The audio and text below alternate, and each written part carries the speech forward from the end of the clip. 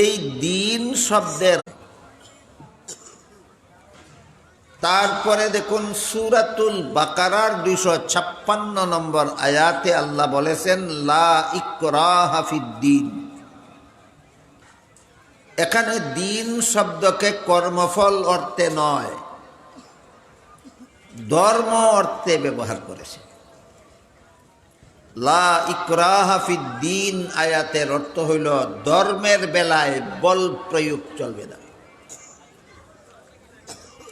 কারো ধর্ম পালনে বাধা দেওয়া যাবে না, কাউকে গায়ের জুড়ে ধর্মান্তরিত করা যাবে না, বরং সমস্ত ধর্মাবলম্বীকেই আপন আপন ধর্ম পালনের স্বাধীনতা দিতে হবে। এই মর্মে আল্লাহ লা ইকরাহা ফিদ্দিন আয়াতে দিন শব্দকে ধর্ম অর্থে ব্যবহার করেছে। কিন্তু এখানে প্রশ্ন জাগে, যেহেতু আল্লাহ এখানে সমস্ত ধর্মাবলম্বীদেরকেই আপন আপন ধর্ম পালনের স্বাধীনতা ঘোষণা করেছেন, তাহলে কি সমস্ত ধর্মই আল্লাহর কাছে গ্রহণযোগ্য? এই প্রশ্নের পরিষ্কার জবাব পাওয়া যায় সূরা আলে ইমরানের 85 নম্বর আয়াত। সেখানে আল্লাহ বলেছেন মাই ইয়াবতাগি গায়রাল ইসলামি দীনান ফালাই ইউকবালা মিনহু। ইসলাম ছাড়া আর কোনো ধর্মই আল্লাহর কাছে গ্রহণযোগ্য নয়। তাই প্রশ্ন জাগে, গ্রহণযোগ্য না হলে পালন করার স্বাধীনতা দিলেন কেন? আর পালন করার স্বাধীনতাই যদি দিলেন তাহলে গ্রহণযোগ্য হবে না কেন? এই প্রশ্নের জবাব বোঝার জন্য আমি একটা উদাহরণ দিয়ে থাকি। যে কোনো শিক্ষা প্রতিষ্ঠানের ছাত্রদেরকে শিক্ষাদান সমাপ্ত করার পরে যখন পরীক্ষা নেওয়া হয়, পরীক্ষার্থী ছাত্ররা যখন প্রশ্নপত্র হাতে নিয়ে পরীক্ষার হলে বসে, তারা সবাই কি প্রশ্নের সঠিক জবাব লেখে না অনেকে ভুলও লেখে? যারা ভুল লেখে তারা পাস করবে না ফেল করবে?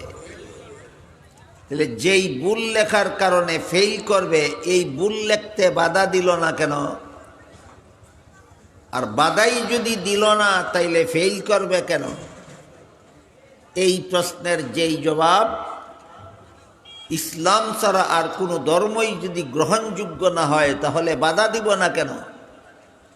আর বাধাই যদি দেব না তাহলে গ্রহণযোগ্য হবে না কেন? ওই প্রশ্নেরও সেই জবাব। উভয় প্রশ্নের জবাব হলো নিয়ম রক্ষার জন্য। পরীক্ষার হলে ছাত্ররা প্রশ্নের জবাব ভুল লেখলে ফেল করবে, ঠিক আছে, কিন্তু বাধা দেওয়ার নিয়ম নাই। কারণ বাধা দিলে এটা পরীক্ষা থাকে না। ঠিক তেমনিভাবে দুনিয়াতে সমস্ত মানুষকেই আল্লাহ পরীক্ষার জন্য পাঠাইছে। এখানে ভুল ধর্ম, ভ্রান্ত ধর্ম পালন করেও বাধা দেওয়া যাবে না, পরীক্ষার নিয়ম রক্ষার জন্য। এই সুযোগে যদি কোনো পরীক্ষার্থী ছাত্র ইচ্ছা মতো প্রশ্নের জবাব ভুল লেখে, তাহলে যেভাবে তার কপালে গুড়ার ডিম ছাড়া আর কিছু নাই, তেমনিভাবে এই সুযোগে যদি দুনিয়াতে কেউ ইসলাম ছাড়া আর কোনো ধর্ম পালন করে, তার ব্যাপারেও আল্লাহ বলেন ওয়াহুয়া ফিল আখিরাতি মিনাল খাসিরিন, তার কপালেও পরকালে জাহান্নাম ছাড়া আর কিছু নাই। কাজেই এই প্রশ্নের জবাব সমস্ত মুসলমানদের জানা থাকা দরকার যে ইসলাম ছাড়া আর কোনো ধর্ম আল্লাহর কাছে গ্রহণযোগ্য না হলেও আমাদেরকে বাধা দিতে দেন না কেন? নিয়ম রক্ষার জন্য। প্রশ্নের জবাবটা সঠিকভাবে না জানার কারণে অনেকে সত্য ধর্ম ইসলাম এবং বাতিল ধর্মের মধ্যে একটা একাকার করে ফেলতে চায়, জগা খিচুড়ি পাকাতে চায়। কেউ কেউ মুসলমান হওয়ার দাবি করেও হিন্দুদের দুর্গা পূজার অনুষ্ঠানে মিষ্টি খেতে যায়। জিজ্ঞাসা করলে বলে ধর্ম যার যার, উৎসব সবার। আমি বলি ধর্ম যার যার, উৎসব সবার হওয়ার কারণে যদি মুসলমানেরা হিন্দুদের দুর্গা পূজার মিষ্টি খাওয়ার জন্য যেতে পারে, তাহলে তো হিন্দুরাও মুসলমানের কুরবানির গরুর গোশত খাওয়ার জন্য আসতে পারে। তোমরা যাও কেন, ওরা আসে না কেন? বোঝা গেল ধর্ম যার যার, উৎসব সবার নয়, মুসলমানকে হিন্দুমুখী করার চক্রান্ত ছাড়া আর কিছু নয়। এই শয়তানি চক্রান্ত রুখে দাঁড়াতে হবে। সত্য ধর্ম আর বাতিল ধর্মে একাকার করার শয়তানি চক্রান্ত করতে দেওয়া হবে না। তো সূরাতুল বাকারার 256 নম্বর আয়াতে আল্লাহ দিন শব্দকে ধর্ম অর্থে ব্যবহার করেছেন। সূরায়ে শূরার 13 নম্বর আয়াতে আল্লাহ বলেছেন আকিমুদ্দিন। এখানে দিন অর্থ কর্মফল নয়, দিন অর্থ ধর্মও নয়। এখানে আল্লাহ দিন শব্দকে ইসলামের সহি আকিদা অর্থে ব্যবহার করেছে। আকিমুদ্দিনের অর্থ হইল তোমরা ইসলামের সহি আকিদায় অটল থাকো, ইসলামের বিশুদ্ধ মতবাদে অটল থাকো।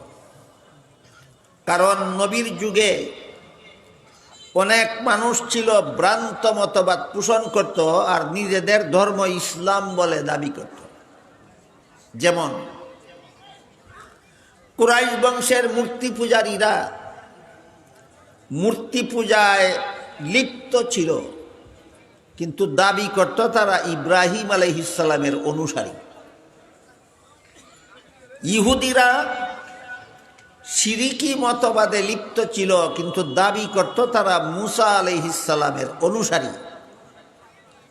খ্রিস্টানেরা দাবি করত তারা ঈসা আলাইহিস সালামের অনুসারী, কিন্তু তারা ঈসা আলাইহিস সালামকে আল্লাহর শরীকদার সাব্যস্ত করেছিল। অথচ আল্লাহ পাক রব্বুল আলামিন সমস্ত নবী রাসূলদের মাধ্যমে একটিমাত্র ধর্ম দুনিয়ার মানুষের কাছে প্রচার করেছেন, সেটা হলো ইসলাম। নূহ আলাইহিস সালাম ইসলাম ধর্ম প্রচার করেছেন, ইব্রাহিম আলাইহিস সালাম ইসলাম ধর্ম প্রচার করেছেন, মুসা আলাইহিস সালাম ইসলাম ধর্ম প্রচার করেছেন, ঈসা আলাইহিস সালাম ইসলাম ধর্ম প্রচার করেছেন। কাজেই কেউ যদি মুসা নবীর অনুসারী হওয়ার দাবি করে, এর মানে হলো সে ইসলাম ধর্মের অনুসারী। কেউ যদি ঈসা নবীর অনুসারী হওয়ার দাবি করে, এর মানে হলো সে ইসলাম ধর্মের অনুসারী।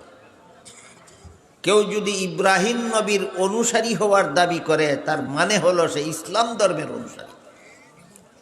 ইসলাম ধর্মে তো মূর্তি পূজা নাই। তোমরা মূর্তি পূজারী হইয়া ইসলামদের অনুসারী দাবি করাটা তোমাদের ভ্রান্ত মতবাদ। এই ভ্রান্ত মতবাদ খণ্ডনের উদ্দেশ্যে আল্লাহ সূরায়ে শূরার 13 নম্বর আয়াতে বলেছেন আকিমুদ্দিন, ইসলামের সহি আকিদায় অটল থাকো, সত্যই যদি তোমরা মুসলমান হয়ে থাকো। ইসলামের নামে ভ্রান্ত মতবাদ পোষণ করা যাবে না। এই হলো আকিমুদ্দিন আয়াতাংশের সারমর্ম। আমাদের বর্তমান যুগে বহু মুসলমান ব্যক্তিগতভাবে, অনেক মুসলমান দলগতভাবে ইসলামের দাবি করে ভ্রান্ত মতবাদ পোষণ করে। দাবি করে আমাদের ধর্ম ইসলাম, কিন্তু মতবাদ ইসলামী নয়, মতবাদ ভ্রান্ত। এর একটা উদাহরণ হলো কাদিয়ানি। কাদিয়ানিরা নিজেদের দলের নাম দিয়েছে আহমদিয়া মুসলিম জামাত। মুসলিম জামাতের অর্থ মুসলমানের দল। আপনারা বলেন কাদিয়ানিরা সত্যই মুসলমানের দল না কাফিরের দল? কাফিরের দল নিজেদেরকে মুসলমানের দল বলে দাবি করে। এই দাবি অবান্তর, মিথ্যা। এই জন্য আল্লাহ যারা যারা নিজেদেরকে মুসলমান বলে দাবি করে এদেরকে কঠোর নির্দেশ দিয়া বলেন, ইসলামের নামে ভ্রান্ত মতবাদ পোষণ করা যাবে না। মুসলমানের দল হয়ে থাকলে ইসলামের সহি আকীদায় অটল থাকতে হবে, ইসলামের বিশুদ্ধ মতবাদে অটল থাকতে হবে। ইসলামের নামে ভ্রান্ত মতবাদ দুই ধরনের হয়। এক ধরনের ভ্রান্ত মতবাদের দ্বারা সে আর মুসলমান থাকে না, কাফির হয়ে যায়।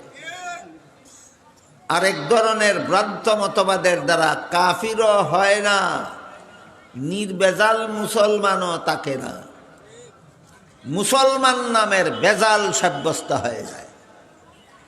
বুঝে থাকলে বলুন, ভ্রান্ত মতবাদ কত প্রকার? দুই প্রকার। যে ভ্রান্ত মত, এক প্রকার ভ্রান্ত মতবাদ আছে এর দ্বারা মুসলমান থাকে না, কাফির হইয়া যায়, যেমন কাদিয়ানি। আর এক প্রকার ভ্রান্ত মতবাদ আছে, এই ভ্রান্ত মতবাদের দ্বারা সরাসরি কাফিরও হয় না, নির্বেজাল মুসলমানও থাকে না। কোন ধরনের ভ্রান্ত মতবাদ পোষণ করলে একজন মুসলমান আর মুসলমান থাকে না, এই কথাটা আমাদের সমাজে আলোচনারও যথেষ্ট অভাব আছে। সমাজের সাধারণ মুসলমানের বুঝারও যথেষ্ট অভাব আছে। একজন মুসলমান কোন ধরনের ভ্রান্ত মতবাদ পোষণ করলে সে আর মুসলমান থাকে না, কাফের হইয়া যায়। সেই ভ্রান্ত মতবাদটা হইল, যেই মতবাদের দ্বারা কোরআনের কোনো কথার বিরুদ্ধে বিদ্রোহ হয়, কোরআনের কোনো কথার বিরোধিতা হয়, এই মতবাদ গ্রহণ করলে আর মুসলমান থাকে না, কাফির হইয়া যায়। আপনারা কি বুঝতে পারলেন কোন ধরনের ভ্রান্ত মতবাদ পোষণ করলে মুসলমান কাফির হইয়া যায়? যে ভ্রান্ত মতবাদের দ্বারা কোরআনের কোনো কথা অমান্য হয়, কোরআনের কোনো কথা, যে ভ্রান্ত মতবাদের কারণে কোরআনের কোনো কথা অমান্য হয়, এমন ভ্রান্ত মতবাদ পোষণ করলে মুসলমান থাকে না, কাফির হইয়া যায়। তাইলে কাদিয়ানীরা কোরআনের কোন কথা অমান্য করলো, এখন প্রশ্ন জানি। কাদিয়ানীরা তো নিজেদেরকে নিজেরা মুসলমান বলে দাবি করে, এরা কোন কথার কারণে কোরআন অমান্য করা অবধারিত হইল? সেটা হলো কোরআন শরীফের সূরা আহজাবের 40 নম্বর আয়াত। এখানে আল্লাহ আমাদের নবীকে খাতামুন নবিয়্যিন উপাধি দিয়েছেন। আর হাদিস শরীফে রাসূল করিম সাল্লাল্লাহু আলাইহি ওয়াসাল্লাম বলেছেন, আনা খাতামুন নবিয়্যিন লা নাবিয়্যা বাদি। আমি খাতামুন নবিয়্যিন কথার অর্থ হইল আমার পরে আর কোনো নবী নাই, আমি শেষ নবী। কাদিয়ানীরা মুহাম্মদুর রাসূলুল্লাহকে শেষ নবী মানে না, এর মানিল কোরআনের ঘোষণা খাতামুন নবিয়্যিন মানে না। মুহাম্মদুর রাসূলুল্লাহকে শেষ নবী না মানার কারণে কোরআনের আয়াত খাতামুন নবিয়্যিন অমান্য করা জরুরি হইয়া দাঁড়াইল। কাজেই যে কথার দ্বারা, যে কাজের দ্বারা কোরআনের কোনো কথা অমান্য করা পরিষ্কার হয়ে যায়, এমন ভ্রান্ত মতবাদের পরে এই ব্যক্তি আর মুসলমান থাকে না, কাফির হয়ে যায়। কাদিয়ানীরা কোরআনের কোন কথা অমান্য করার কারণে কাফির, খাতামুন নবিয়্যিন অমান্য করার কারণে কাফির। বলেন, কাদিয়ানীরা কোরআনের কোন কথা অমান্য করে কাফির? খাতামুন নবিয়্যিন অমান্য করে কাফির। এইভাবে যে কোনো মুসলমান হওয়ার দাবিদার এমন কোনো ভ্রান্ত মতবাদ পেশ করবে যার দ্বারা কোরআনের কথা অমান্য হয়, এই ভ্রান্ত মতবাদের দ্বারা সে আর মুসলমান থাকে না, কাফির হয়ে যায়। আমি শুনেছি আমাদের বর্তমান বাংলাদেশে একজন মহিলা নেত্রী পুরুষকে একের বেশি স্ত্রী গ্রহণ করতে পারবে না, এই দাবি করেছেন। একজন মহিলা যেহেতু একের বেশি স্বামী গ্রহণ করার অধিকার রাখে না, তাই একজন পুরুষকেও একের বেশি স্ত্রী রাখার অধিকার দেওয়া হবে না, এই দাবি কোরআনের প্রকাশ্য বিরোধিতা। কোরআনে আল্লাহ বলেন, ফানকিহু মা তাবা লাকুম মিনান নিসাই মাসনা ওয়া সুলাসা ওয়া রুবা। তোমরা প্রয়োজনে এবং শর্ত সাপেক্ষে 2 বিবি রাখতে পারো, 3 বিবি রাখতে পারো, 4 বিবি রাখতে পারো। তাহলে কোরআনে একজন মুসলমান পুরুষকে 1, 2, 3, 4 বিবি রাখার বিধান দেওয়া হয়েছে কিনা? যে মহিলা বলে পুরুষ একের বেশি স্ত্রী রাখতে পারবে না, এই মহিলার দাবি কোরআনের পক্ষে গেল না বিরুদ্ধে গেল?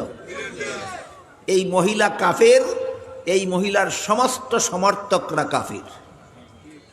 বুঝে থাকলে বলেন কেমনে কাফির হইল? কোরআনের ওই আয়াত অমান্য কইরা কাফির হইল যে আয়াতে আল্লাহ মুসলমানকে একের বেশি বউ রাখার বিধান দিয়েছেন।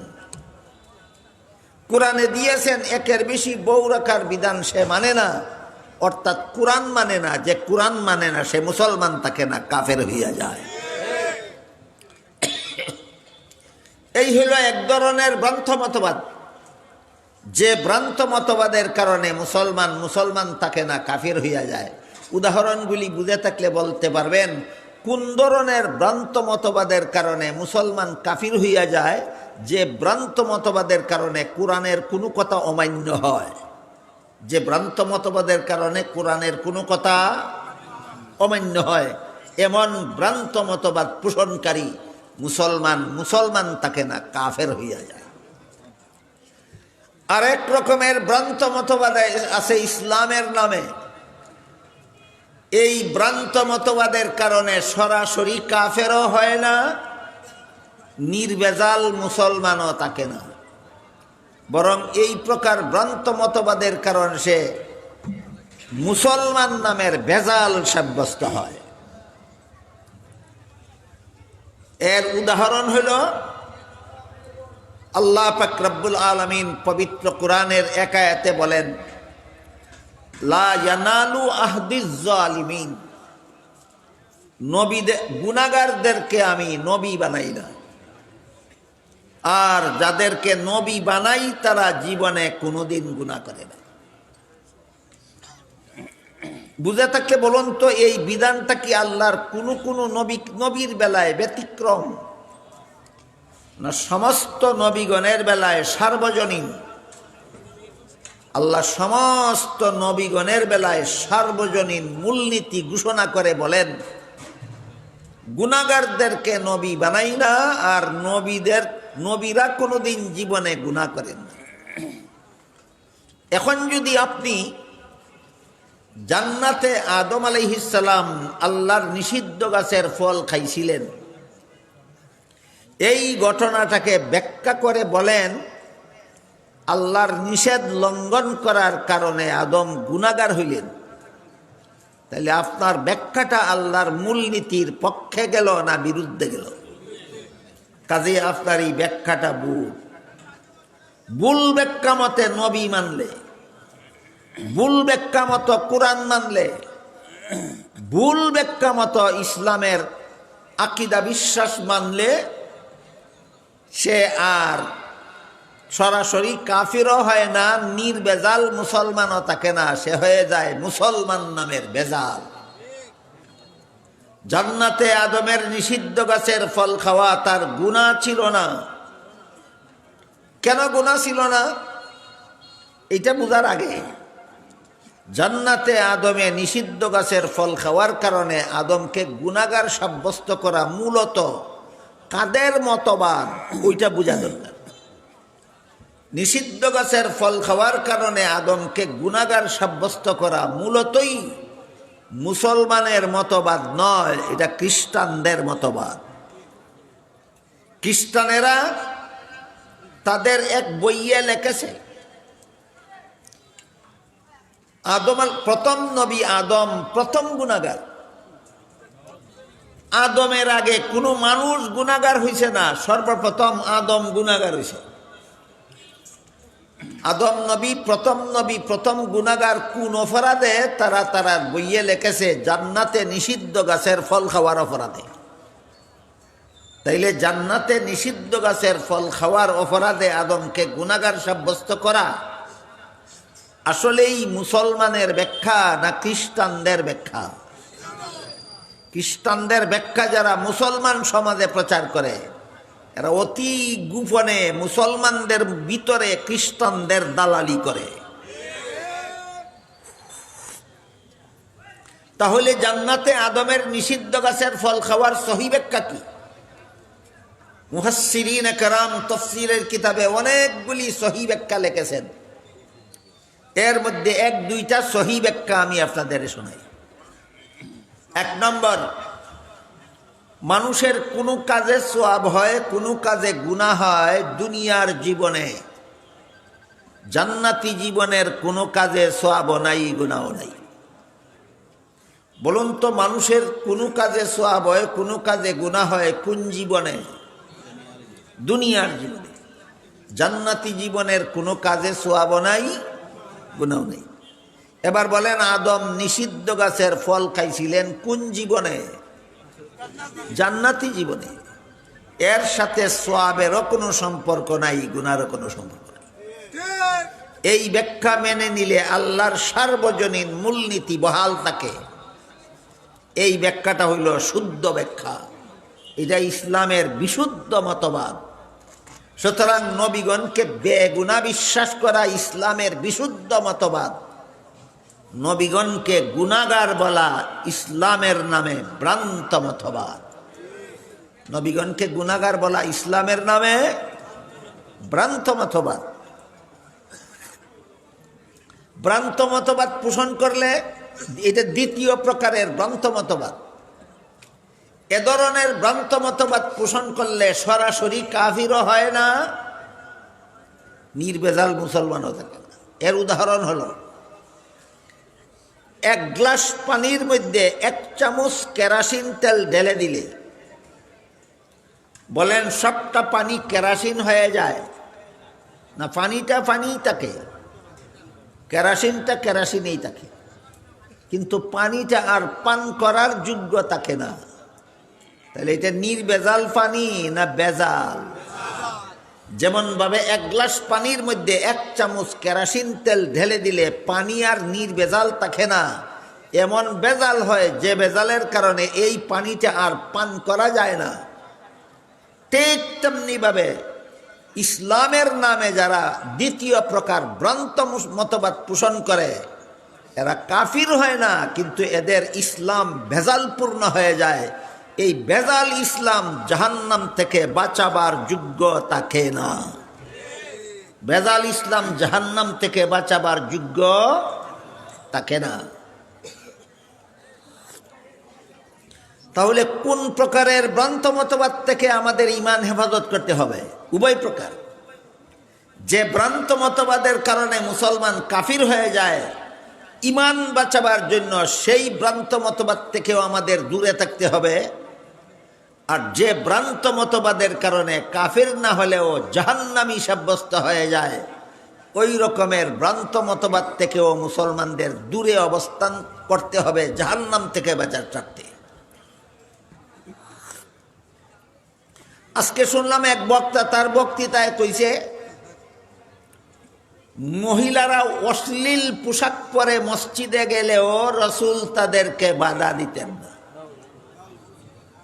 মহিলা অশ্লীল পোশাক, অশ্লীল পোশাক বলতে বেহায়ামি পোশাক, যে পোশাকের দ্বারা তার হায়া লজ্জা আছে বলে প্রমাণ হয় না, যে পোশাকের দ্বারা তার শরীরের সৌন্দর্য ঢাকে না, খোলা থাকে, এই ধরনের পোশাককে বাংলা ভাষায় অশ্লীল পোশাক বলা হয়। এক বক্তা বলেছে, মহিলারা অশ্লীল পোশাক পরে মদিনা শরীফের মসজিদে গেলেও রাসূল তাদেরকে বাধা দিতেন না। এটা ইসলামের বিশুদ্ধ মতবাদ না ইসলামের নামে ভ্রান্ত মতবাদ? ইসলামের নামে ভ্রান্ত মতবাদ। যারা নবীগণকে গুনাহগার বলে, এদের কাছে পিওর ইসলাম নাই, ইসলামের নামে একটা বেজাল মতবাদ আছে। যারা মহিলাদের অশালীন পোশাকের পক্ষে বক্তব্য দেয়, এদের কাছে নির্বেজাল ইসলাম নাই, ইসলাম নামের বেজাল আছে, ইসলাম নামের বেজাল আছে। আল্লাহ পাক রব্বুল আলামিন পবিত্র কোরআনে নবীকে নির্দেশ দিয়া বলেন, ওয়াকুল্লিল মুমিনাতি ইয়াগদুদনা মিন আবসারিহিন্না ওয়া ইয়াহফাজনা ফুরুজাহুন্না ওয়ালা ইউবদিনা জিনাতাহুন্না। হে রাসূল করিম সাল্লাল্লাহু আলাইহি ওয়াসাল্লাম, মুমিন মুসলমান মহিলাদেরকে বলে দিন তারা যেন দৃষ্টি নিচের দিকে রাখে, ভিন্ন পুরুষ যেন ইচ্ছাকৃতভাবে না দেখে, আর তারা যেন তাদের সতীত্ব হেফাজতে রাখে।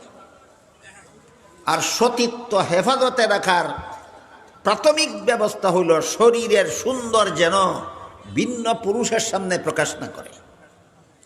আল্লাহ নবীকে নির্দেশ দিয়া বলেন মুসলমান মহিলাদেরকে বলে দিন শরীরের সুন্দর যেন ভিন্ন পুরুষের সামনে প্রকাশ না করে। তাইলে শরীরের সুন্দর ভিন্ন পুরুষের সামনে প্রকাশ না করার জন্য আল্লাহ নবীকে হুকুম দিছেন যে মহিলাদেরকে বলে দিন সুন্দর প্রকাশ করবা না, অশ্লীল পোশাক পরে পুরুষের সামনে যাবে না। আল্লাহর এই বিধান রাসূল পালন করলে অশ্লীল পোশাক পরতে বাধা দিবেন, পালন না করলে বাধা দিবেন না।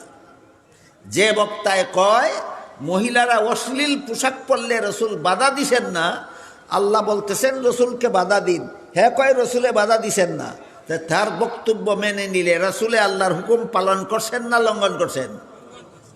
এদের নয়া নয়া বক্তব্য, এদের পুরাণ কথা আমাদেরকে স্মরণ করাইয়া দেয়। এদের পুরাণ কথা হইল মুহাম্মাদুর রাসূলুল্লাহ আল্লাহর দেওয়া দায়িত্ব পালনে ত্রুটি করেছেন, এটা এর পুরাণ কথা। আর নয়া কথা হইল অশ্লীল পোশাক পরিধানকারী মহিলাদেরকে বাধা দিতেন না, আল্লাহ বলেন বাধা দিন, এরা কয় বাধা দিছে না, এর মানে হইল আল্লাহর বিধান পালন করছে না। নবী নিজে যদি আল্লাহর বিধান পালন না করে থাকে তাহলে তো নবী দায়িত্ব পালনে অবহেল করছেন। এদের নূতন কথা আমাদেরকে পুরাণ কথা স্মরণ করাইয়া দেয়। এরা যদি ইসলাম ইসলাম বলে, আমার কথাগুলি বুঝে থাকলে বলুন এদের কাছে সত্যই ইসলাম আছে না ইসলামের নামে ভেজাল? যারা বলে নবীগণ গুনাহগার, এদের কাছে ইসলাম নাই, ইসলামের নামে ভেজাল। যারা বলে সাহাবায়ে কেরামের সমালোচনা করা হারাম, সাহাবায়ে কেরামের সমালোচনা ইসলামের বিধানে হালাল নয়, হারাম। যারা বলে সাহাবাদের সমালোচনা করা হালাল, এদের কাছে ইসলাম নাই, এরা ইসলাম নামের ভেজাল। যারা বলে অশ্লীল পোশাক পরতে নবী বাধা দিছেন না, আল্লাহ বলেন বাধা দিন, এরা বলে বাধা দিছেন না, এর মানে হইল নবী আল্লাহর হুকুম পালন করছেন না, নাউজুবিল্লাহ। এদের কাছে ইসলাম নাই, ইসলাম, এরা হইল ইসলাম নামের ভেজাল। আরেক বক্তা কিছুদিন আগে বলেছিল নবীর বিবি খাদিজা রাদিয়াল্লাহু আনহা জীবনে একবেলা নামাজও পড়ছেন না। নবীর বিবি খাদিজা রাদিয়াল্লাহু আনহা একদিন রোজাও রাখছেন না। নবীর বিবি খাদিজা রাদিয়াল্লাহু আনহা জীবনে কোনোদিন পর্দা পালন করছেন না। এই সমস্ত বক্তারা যদি কয় আমরা ইসলাম কায়েম করতে চাই, দেখি রাসূলের ইসলাম না এদের মন গড়া ইসলাম? মন গড়া ইসলাম। এই বক্তা আরো কদিন আগে বলছিল নামাজ পড়লে জান্নাতে যাওয়া যাবে, এমন কথা কোরআনের কোনো আয়াতে নাই। তুই বেটা পড়ছস ভার্সিটির কোন বইয়ে কোরআনের কোন কথা আছে কোন কথা নাই উল্লেখ আছে? তুই যেখানে পড়ছস সেখানে তো কোরআন হাদিসের কথা নাই। তাহলে তুই ওইটা নিয়ে থাক, যেটা লাগাল ফাস্তা এটা চুলকাতে যাস কেন? এতই যদি কোরআন হাদিসের কথা বলার শখ থাকে, কোরআন হাদিস লেখাপড়া কর, আগে শিখ। কোরআন হাদিস পড়বে না, শিখবে না, কোরআন হাদিস নিয়ে নাক গলাতে যাবে কেন?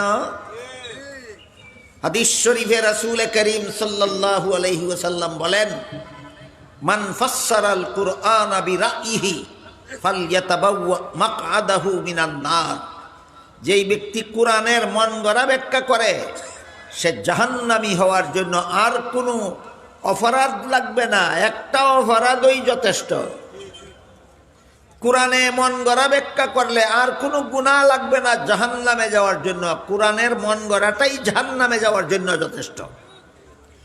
এই ধরনের আজগুবি বক্তব্য আমাদের সমাজে চলতেছে কিসের নামে? ইসলামের নামে। এই সবগুলি ভ্রান্ত মতবাদ চালানো হচ্ছে ইসলামের নামে। অথচ আল্লাহ সূরার 13 নম্বর আয়াতে বলেন ইসলামের নামে ভ্রান্ত মতবাদ পোষণ করা যাবে না, ইসলামের বিশুদ্ধ মতবাদে অটল থাকো।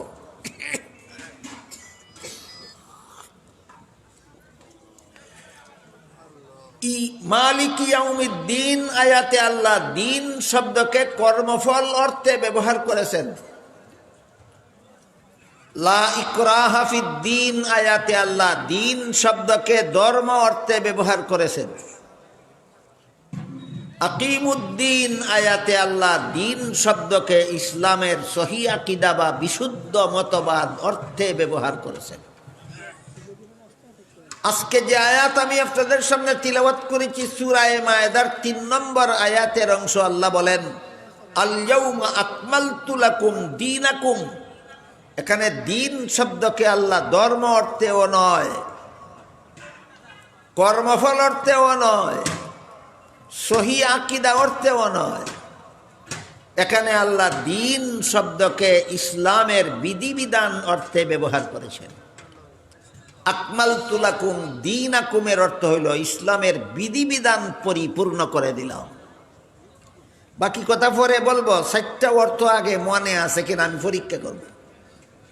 মালিকি ইয়াউমিদ্দিন আয়াতে দিন অর্থ কর্মফল। লা ইকরাহা ফিদ্দিন আয়াতে দিন অর্থ ধর্ম। আকিমুদ্দিন আয়াতে দিন অর্থ সহি আকীদা।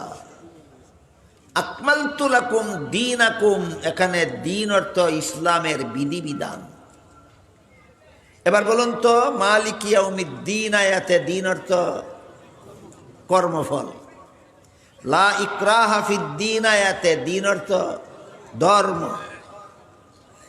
আকিমুদ্দিন আয়াতে দিন অর্থ সহি আকীদা। আকমালতু লাকুম দীনাকুম আয়াতে দিন অর্থ ইসলামের বিধিবিধান।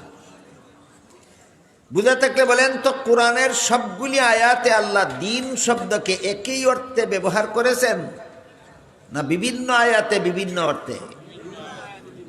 এই জন্য একজন সাধারণ মুসলমানকে যদি জিজ্ঞাসা করা হয় তোমার দিন বলতে তুমি কি বুঝো, এক কথায় বলতে পারে না।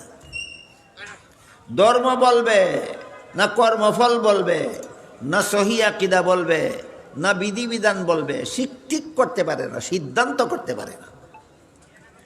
এজন্য একটি হাদিসে রাসূল করিম সাল্লাল্লাহু আলাইহি ওয়াসাল্লাম সমস্ত মুমিন মুসলমানের দিন বলতে কি বুঝতে হবে এর একটা পরিপূর্ণ সংজ্ঞা প্রদান করেছেন, এর একটা কমপ্লিট ডেফিনেশন দান করেছেন, একটা জামে মানে তারিফ করেছেন একজন মুসলমান তার দিন বলতে কি বলবে।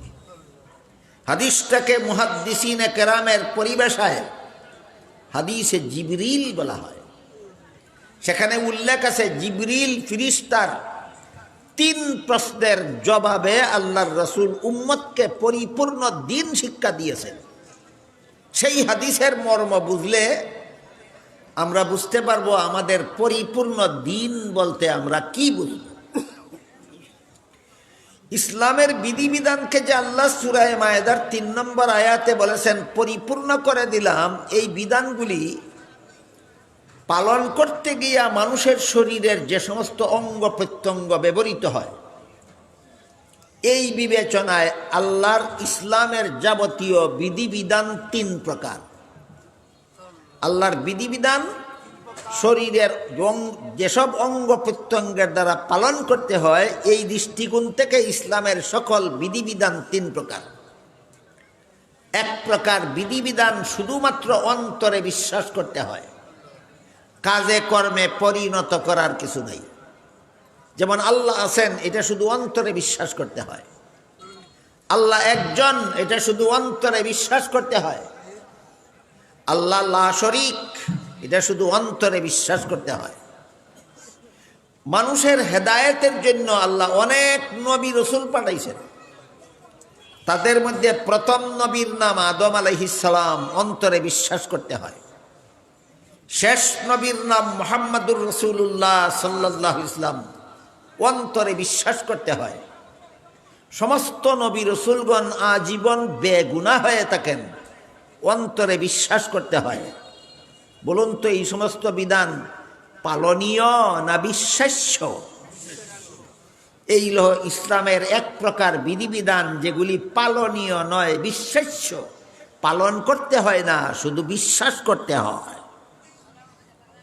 দ্বিতীয় প্রকার বিধিবিধান শুধু বিশ্বাস করলে চলে না, শরীরের বাহ্যিক অঙ্গ প্রত্যঙ্গের দ্বারা পালন করতে হয়। যেমন ওযুর 4 ফরজ বিশ্বাস করলে উযু হয় না, হাত মুখ ধুইতে হয়। তাইলে উযু বিশ্বাস্য বিধান না পালনীয় বিধান? নামাজের 13 ফরজ বিশ্বাস করলে নামাজ হয় না, রুকু সেজদা করতে হয়। তাইলে নামাজ বিশ্বাস্য বিধান না পালনীয় বিধান? গোসলের 3 ফরজ বিশ্বাস করলে গোসল হয় না, শরীর ধুইতে হয়। তাইলে গোসল এটা বিশ্বাস্য বিধান না পালনীয় বিধান? এই হলো ইসলামের দ্বিতীয় প্রকার বিধান, যেগুলি শুধু বিশ্বাস করলে চলে না, শরীরের বাহ্যিক অঙ্গ প্রত্যঙ্গের দ্বারা পালন করতে হয়। তৃতীয় প্রকার বিধান শুধু বিশ্বাস করলেও চলে না, শরীরের বাহ্যিক অঙ্গের দ্বারা পালনও করা যায় না, বরং বিশ্বাসও করতে হয় অন্তরের দ্বারা, পালনও করতে হয় অন্তরের দ্বারা। অন্তরের দ্বারা পালনীয় বিধান আল্লাহর তৃতীয় প্রকারের বিধান। অন্তরের দ্বারা পালনীয় বিধান আল্লাহর তৃতীয় প্রকার বিধান। এর উদাহরণ আল্লাহ পাক রব্বুল আলামিন কোরআনে বলেন, কাদ আফলাহাল মুমিনুনাল্লাযীনা হুম ফি সালাতিহিম খাশিউন। ওই সমস্ত মুমিনগণ সফল যারা নিজেদের নামাজে আল্লাহর ধ্যানে মগ্ন থাকে। কি বলছেন আল্লাহ? যারা নামাজে আল্লাহর ধ্যানে মগ্ন থাকে তারা সফল। তাইলে আমি আমার নামাজে আল্লাহর ধ্যানে মগ্ন থাকব, এটা আল্লাহর বিধান। বিধান কিনা? বিধান। এই বিধানটা কোন অঙ্গের দ্বারা পালন করা যায়? বুঝে শুনে বলেন। ধ্যানে মগ্ন হয় চোখের দ্বারা, কারো ধ্যানে মগ্ন হয় কানের দ্বারা, হাত পায়ের দ্বারা, না চেহারার দ্বারা, না একমাত্র অন্তরের দ্বারা? তাহলে বুঝলেন কিনা আল্লাহর কিছু বিধান আছে অন্তরের দ্বারা পালন করার মতো। আল্লাহর কিছু বিধান আছে কিসের দ্বারা পালন করতে হয়? অন্তরের দ্বারা পালন করতে হয়।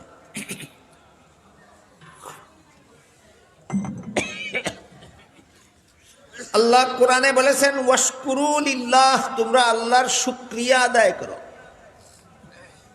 আল্লাহর শুকরিয়া আদায় করব কিভাবে? মুখের দ্বারা শুকরিয়া প্রকাশ করার একটা ভাষা, কিন্তু মুখের দ্বারা আলহামদুলিল্লাহ না বলে আসল শুকুর অন্তরের দ্বারা আদায় করতে হয়। অন্তরে যদি আসল শুকুর থাকে না, মুখে 1000 বার আলহামদুলিল্লাহ বললেও শুকুর আদায় হবে না। যেমন আল্লাহ পাক রব্বুল আলামিন কোরআনের বিভিন্ন আয়াতে বলেছেন তিনি জগতের সর্বত্র বিরাজমান। এক আয়াতে বলেন, ওয়াহুয়া মাআকুম আইনামা কুনতুম, তোমাদের যে যখন যেখানেই থাকো আল্লাহ তার সাথে তখন সেখানেই থাকে।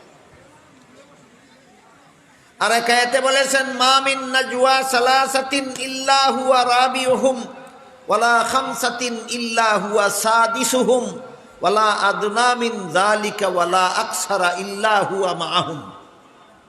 কোন 3 ব্যক্তি যদি কোথাও কানে কানে কথা বলে আল্লাহ তাদের সাথে সেখানেও থাকেন। কোন 5 ব্যক্তি যদি কোথাও চুপে চুপে কথা বলে আল্লাহ তাদের সাথে সেখানেও থাকেন। 3 ব্যক্তি 5 ব্যক্তি উদাহরণস্বরূপ বলা হলো। 3 ব্যক্তির কম ব্যক্তি যেখানে থাকে আল্লাহ সেখানেও থাকেন, 5 ব্যক্তির বেশি ব্যক্তি যেখানে থাকে আল্লাহ সেখানেও থাকে। এইভাবে বলতে বলতে বলতে বলতে এক পর্যায়ে বলেন, আইনামা তুওয়াল্লু ফাসাম্মা ওয়াজহুল্লাহ, তোমরা যেদিকেই ফিরো সেদিকেই আল্লাহ থাকেন। আরো অগ্রসর হয়ে বলেন, ওমা কুন্না গায়িবিন, আমি কোথাও অনুপস্থিত থাকি না, আমি কোথাও অনুপস্থিত থাকি না। বুঝে থাকতে বলেন, যিনি কোথাও অনুপস্থিত থাকেন না তিনি উপস্থিত কোথায়? সবখানে। এইটাকেই সহজ সরল ভাষায় বলা হয় আল্লাহ আজিজ নাজির। আল্লাহ আজিজ নাজির। তোমরা যেখানেই থাকো আল্লাহ সেখানেই থাকেন, তোমরা যা কিছু করো আল্লাহ দেখেন। তা আল্লাহ যে আমার সামনে হাজির নাজির আছেন, আমি দেখি না কেন? এটা একটা গুরুত্বপূর্ণ প্রশ্ন। আল্লাহ যে আমার সামনে হাজির আছেন, আমি দেখি না কেন? এই প্রশ্নের জবাবে মুফাসসিরিনে কেরাম তাফসীরের কিতাবে লিখেছেন, দুনিয়ার জীবনে কোনো মানুষের চোখে আল্লাহকে দেখার মতো পাওয়ার আল্লাহ ইচ্ছা করেই দেন না। ভুলবশত না ইচ্ছা করে? আল্লাহ কি ভুলে কোনো কাজ করেন? ইচ্ছা করেই দুনিয়ার জীবনে মানুষের চোখে আল্লাহ দেখার মতো পাওয়ার দেন না। কেন দেন না? দিলেই তো দেখবে, দেখলেই ইমানটা কবুল হবে না। আল্লাহ দেখে ইমান আনলে ইমান কবুল হয় না, আল্লাহ না দেখিয়া ইমান আনলে ইমান কবুল হয়। এখন বলেন, যদি দুনিয়ার জীবনে আপনাদের চোখে আল্লাহকে দেখার মতো পাওয়ার দিতেন, অবশ্যই আপনারা আল্লাহকে দেখতেন, তখন কি ইমানটা কবুল হইতো? তাইলে দুনিয়াতে আল্লাহকে দেখার মতো পাওয়ার না দিয়া আল্লাহ আমাদেরকে ঠগাইলেন না ইমান কবুল হওয়ার ব্যবস্থা করলেন? এই আল্লাহর এই দয়ার শুকরিয়া কিভাবে আদায় করবেন? এটা কি আল্লাহর এমন একটা মেহেরবানি না যে আমার চোখে আল্লাহকে দুনিয়ার জীবনে দেখার ব্যবস্থা না দিয়ে আমার ইমানটা কবুল হওয়ার ব্যবস্থা করেছেন? এই কথাটা যদি একজনে বুঝে না, তাহলে তার অন্তরটা আল্লাহর কাছে শুকরগুজার হবে কিভাবে? আর এই কথা যদি আপনি উপলব্ধি করেন যে আমার চোখে দুনিয়াতে আল্লাহকে দেখার মতো পাওয়ার না দিয়ে আল্লাহ এত বড় মেহেরবানি করেছেন যে আমার ইমানটা কবুল হওয়ার ব্যবস্থা করেছেন, আমার কোনো চেষ্টা প্রচেষ্টা ছাড়া, আমার কোনো আবেদন নিবেদন ছাড়া, আমার কোনো ইবাদত বন্দেগী ছাড়া, একমাত্র আল্লাহ নিজে দয়া করে আমাকে আমার ইমানটা কবুল হওয়ার ব্যবস্থা করেছেন, এই কথাটা বুঝলে একজনের মন কি আল্লাহর দরবারে কৃতজ্ঞ হবে না? মনের এই কৃতজ্ঞতার নাম শুকুর। মনের এই কৃতজ্ঞতার নাম শুকুর। এই কথাটা যদি আমি মনে মনে বুঝতে পারি, অন্তরের দ্বারাই শুকুর আদায় হয়। শুকুর আদায় করার ভাষা মুখের দ্বারা আলহামদুলিল্লাহ বলা হয়। অন্তরে যদি আল্লাহর মেহেরবানির উপলব্ধি থাকে না, মুখের দ্বারা আলহামদুলিল্লাহ বলার কোনো সার্থকতা থাকে না। তাহলে আল্লাহর শুকুর আদায় হয় অন্তরের দ্বারা। এটা অন্তরের দ্বারা পালনীয় বিষয়। আল্লাহর বিধান তোমরা শুকুর আদায় করো। শুকুর কোন অঙ্গের দ্বারা আদায় হয়? অন্তরের দ্বারা। আল্লাহর বিধান তোমরা নামাজে আল্লাহর ধ্যানে মগ্ন থাকো। বলেন, আল্লাহর ধ্যানে মগ্ন থাকার বিধান কোন অঙ্গের দ্বারা পালন করা হয়? অন্তরের দ্বারা। এটা হইল আল্লাহর তৃতীয় প্রকারের বিধান, যা অন্তরের দ্বারা পালন করতে হয়। এই হইল আল্লাহর সর্বমোট 3 প্রকার বিধান। এক প্রকার বিধান শুধু অন্তরে বিশ্বাস করতে হয়। দ্বিতীয় প্রকার বিধান শরীরের বাহ্যিক অঙ্গের দ্বারা পালন করতে হয়। তৃতীয় প্রকার বিধান বিশ্বাসও করতে হয় অন্তরের দ্বারা, পালনও করতে হয় অন্তরের দ্বারা। এই 3 প্রকার বিধানের বিবরণ দিয়া হাদিসে জিবরিলে আল্লাহ রসুল বলে দিয়েছেন, ইউআল্লিমুকুম দীনাকুম। এই 3 প্রকার বিধান হলো তোমাদের দিন। এই 3 প্রকার বিধান হলো মুমিন মুসলমানের দিন। এবার বলুন, কত প্রকার বিধান? 3 প্রকার বিধান। 3 প্রকার বিধানের আলোচনা 3টা এলেমের মধ্যে হয়। আর 3টা এলেমের 3টা নাম আছে। প্রথম প্রকার এলিমের নাম হলো ইলমে আকাইদ। দ্বিতীয় প্রকার এলেমের নাম হলো ইলমে ফিকহ। তৃতীয় প্রকার এলিমের নাম হলো ইলমে তাজকিয়া। এই 3 এলেমের সমষ্টি হলো মুমিন মুসলমানের পরিপূর্ণ দিন। বুঝে থাকলে নারে তাকবীর দিয়ে সময় নষ্ট করে লাভ নেই। কথা শুনেন, কথা বুঝেন। আল্লাহর যাবতীয় বিধিবিধান 3 প্রকার। প্রথম প্রকার বিধিবিধানের নাম ইলমে আকাইদ, যা শুধু অন্তরে বিশ্বাস করতে হয়। দ্বিতীয় প্রকার বিধিবিধানের নাম ইলমে ফিকহ, যা শরীরের বাহ্যিক অঙ্গের দ্বারা পালন করতে হয়। তৃতীয় প্রকার বিধিবিধানের নাম ইলমে তাজকিয়া, যা বিশ্বাসও করতে হয় অন্তরের দ্বারা, পালনও করতে হয় অন্তরের দ্বারা। এই তিন এলেমের সমষ্টির নাম মুমিন মুসলমানের দ্বীন। আমি কি আপনাদেরকে দ্বীন বুঝাইতে পারলাম? মুমিন মুসলমানের দ্বীন কত এলিমের নাম? প্রথম এলিমের নাম হইল ইলমে আকাইদ, দ্বিতীয় এলিমের নাম হইল ইলমে ফিকহ, তৃতীয় এলিমের নাম হইল ইলমে তাজকিয়া। ইলমে আকাইদ আল্লাহর ওই সমস্ত বিধান জানার নাম যেগুলি শুধু অন্তরে বিশ্বাস করতে হয়। ইলমে ফিকহ আল্লাহর ওই সমস্ত বিধান জানার নাম যেগুলি শরীরের বাহ্যিক অঙ্গের দ্বারা পালন করতে হয়। ইলমে তাজকিয়া আল্লাহর ওই সমস্ত বিধান জানার নাম যেগুলি বিশ্বাসও করতে হয় অন্তরের দ্বারা, পালনও করতে হয় অন্তরের দ্বারা। এই তিন প্রকার এলিমের সমষ্টি হল মুমিন মুসলমানের পরিপূর্ণ দ্বীন। বুঝাতে পারলাম? এই মর্মে আল্লাহ বলেন, আল ইয়াউমা আকমালতু লাকুম দীনাকুম, আজকে আমি তোমাদের দ্বীনকে পরিপূর্ণ করে দিলাম, ইসলামের যাবতীয় বিধিবিধান পরিপূর্ণ করে দিলাম। এখন একটা আনুষঙ্গিক কথার মীমাংসা।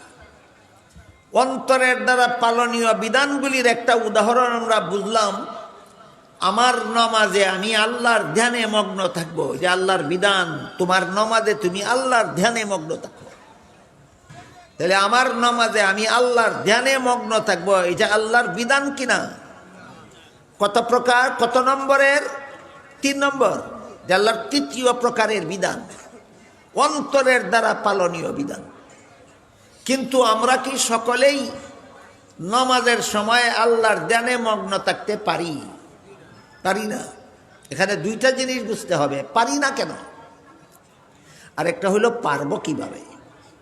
আল্লাহর বিধান আমি যেন আমার নমাজে আল্লাহর ধ্যানে মগ্ন থাকতে পারি, কিন্তু বাস্তবে দেখা যায় আমরা পারি না। এখানে দুইটা কথা জরুরি ভিত্তিতে বোঝার ব্যাপার। একটা হইল পারি না কেন, আমি আমার নমাজে আল্লাহর ধ্যানে মগ্ন থাকতে পারি না কেন। যদি পারি না, তাহলে কি আল্লাহর বিধান মতোই নমাজটা হয়? বুঝি শুনি কৌকাসা বাবা, আমি যদি আমার নমাজ আল্লাহর ধ্যানে মগ্ন থাকতে পারি না, তাইলে কি আল্লাহর বিধান মতোই নমাজটা হয়? হয় না। তাইলে এই ক্ষতিটা যে আমি করতেছি, কেন করতেছি? প্রথমে বুঝতে হবে পারি না কেন। 2 নম্বরে বুঝতে হবে পারার উপায় কি। এই দুইটা কথা বোঝা কি খুব বেদরকারি না অত্যন্ত দরকারি? অত্যন্ত দরকারি। আল্লাহর তৃতীয় প্রকার বিধান অন্তরের দ্বারা পালন করার মতো। নমাজে আমি আল্লাহর ধ্যানে মগ্ন থাকবো, এটা অন্তরের দ্বারা পালনীয় বিধান, কিন্তু আমি পারি না। কাজেই আমার নমাজ আল্লাহর বিধান মতো হয় না। কেন আমি পারি না? নামাজটা কেন আল্লাহর বিধান মতে আমি পড়তে পারি না? এটাও বোঝার মতো একটা জরুরি বিষয়। আর একটা হইল পারবো কিভাবে, ওইটা বোঝাও দরকারি কিনা? দরকারি না? দরকারি। প্রথমে আমরা বোঝার চেষ্টা করি আমরা নামাজে আল্লাহর ধ্যানে মগ্ন থাকতে পারি না কেন। তার কারণ বর্ণনা করে হাদিস শরীফে রাসূল করিম সাল্লাল্লাহু আলাইহি ওয়াসাল্লাম বলেন, শয়তানের একদল স্পেশাল বাহিনী আছে যাদেরকে বেনমাজিদের কাছে পাঠায় না, নমাজিরা যখন নামাজ শুরু করে দেয় তখন তাদের কাছে পাঠায়। হাদিসের অংশ বুঝে থাকতে বলুন, শয়তানের স্পেশাল বাহিনী বেনমাজিদের কাছে পাঠায় না নমাজিদের কাছে? কোন সময়? যখন ওই নামাজ শুরু করে তখন ওই পাঠায় দেয়। রাসূল বলেন এই বাহিনীর ডিউটি হলো যতক্ষণ পর্যন্ত নমাজিটা নমাজে থাকবে ততক্ষণ পর্যন্ত সংসারের 1000 কথা তার মনে জাগ্রত করে দেবে। শয়তানের স্পেশাল বাহিনীর কারণে আমি নমাজে আল্লাহর ধ্যানে মগ্ন থাকতে পারি না। আমি কৃষক হয়ে থাকলে ক্ষেতের গৃহস্থির কল্পনা জল্পনায় নামাজ শেষ করে দেই। আমি ব্যবসায়ী হয়ে থাকলে দোকানের বেচা কিনার কল্পনা জল্পনায় নামাজ শেষ করে দেই। আমি চাকুরিজীবী হয়ে থাকলে অফিস আদালতের কল্পনা জল্পনায় নামাজ শেষ করে দেই। বলেন কেন পারি না? শয়তানের স্পেশাল বাহিনীর চক্রান্তের কারণে। শয়তানের স্পেশাল বাহিনীর চক্রান্তের কারণে আমি আমার নমাজে আল্লাহর ধ্যানে মগ্ন থাকতে পারি না, অথচ এটা আল্লাহর একটা বিধান, নমাজে আল্লাহর ধ্যানে মগ্ন থাকো। আমার কথা যদি আপনারা বুঝে থাকেন তাহলে বলুন, আমরা যারা নমাজে আল্লাহর ধ্যানে মগ্ন থাকতে পারি না, আমরা আল্লাহর বিধান মতোই নামাজ পড়ি না বিধান লঙ্ঘন করেই নামাজ পড়ি? এই বিধান লঙ্ঘনের একটা পরিণতি আছে। কি পরিণতি? নামাজ পড়েও নামাজের পুরস্কার থেকে বঞ্চিত থাকতে হবে। নামাজ পড়েও নামাজের পুরস্কার থেকে বঞ্চিত থাকতে হবে। বলেন, আল্লাহর এই বিধান লঙ্ঘন করার কোনো পরিণতি নাই? পরিণতি আছে। এই পরিণতি কি আমি বুক করতে প্রস্তুত থাকব, না আল্লাহর ধ্যানে মগ্ন হওয়ার ব্যবস্থা শিখব? হ্যাঁ, ব্যবস্থা শিখব। এবার আমরা আল্লাহর ধ্যানে মগ্ন থাকার ব্যবস্থাটা শিখাবে, কিভাবে শিখা যায় বুঝার চেষ্টা করি। হাদিস শরীফে রাসূল করিম সাল্লাল্লাহু আলাইহি ওয়াসাল্লাম বলেন, ফাইল্লাম তাকুন তারাহু ফাইন্নাহু ইয়ারাক।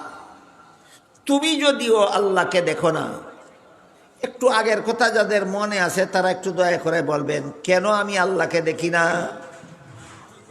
আল্লাহকে দেখার মতো পাওয়ার আমার চোখে আল্লাহ ইচ্ছা করেই দিছেন না, দুনিয়াতে। আখেরাতে দিবেন, আখেরাতে দিবেন। দুনিয়াতে ইচ্ছা করেই আল্লাহকে দেখার মতো পাওয়ার দিছেন না, এই জন্য দুনিয়াতে আমি আল্লাহকে দেখি না। তাই রাসূল বলেন, ফাইল্লাম তাকুন তারাহু, তোমার চোখে পাওয়ার না থাকার কারণে যদিও তুমি আল্লাহকে দেখো না, ফাইন্নাহু ইয়ারাক, আল্লাহর কিন্তু দেখার গুণে ত্রুটি নাই বিন্দু মাত্র। আল্লাহ কিন্তু সদা সর্বদাই তোমাকে দেখেন। বলেন তো, আমরা কি সবাই বিশ্বাস করি আল্লাহ সর্বদাই আমাকে দেখেন? সর্বদা সর্বাবস্থায় আল্লাহ আমাকে দেখেন। আমি কোন সময় কি করি, কোন সময় কি বলি, কোন সময় কি কল্পনা জল্পনা করি, আল্লাহ আমার অন্তরটা দেখেন না? দেখেন। আমার কথাও শুনেন, আমার কাজও দেখেন, আমার অন্তরে কি কল্পনা করি তাও আল্লাহ দেখেন। ওয়াল্লাহু আলিমুম বিযাতিস সুদূর, তোমাদের অন্তরে কি আছে তাও আল্লাহ জানেন। সমস্ত মুসলমানেরাই বিশ্বাস করে আল্লাহ দেখেন সব সময় আমাকে, যখন যা কিছু করি, যত কাজ করি, যত কথা বলি, অন্তরে যত কল্পনা করি, সবগুলি আল্লাহ দেখেন। সমস্ত মুসলমানে বিশ্বাস করে।